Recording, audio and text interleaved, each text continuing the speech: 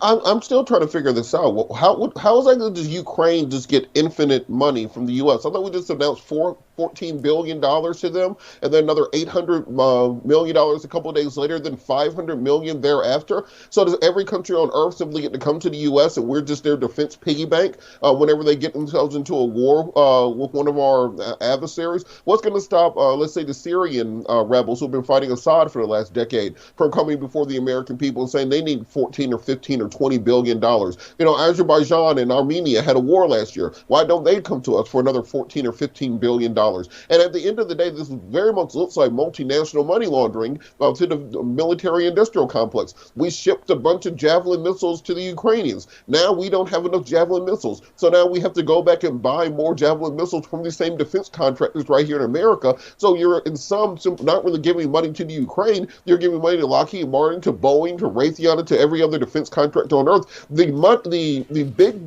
business of perpetual war is what we're seeing going on here. And I think at some point someone has to rein this in. And I have a real problem with the fact that our president, by title only, is giving money to Ukraine like a drunken sailor. He's looking at giving an additional $1 billion for aid. That really hasn't even been earmarked for anything specifically.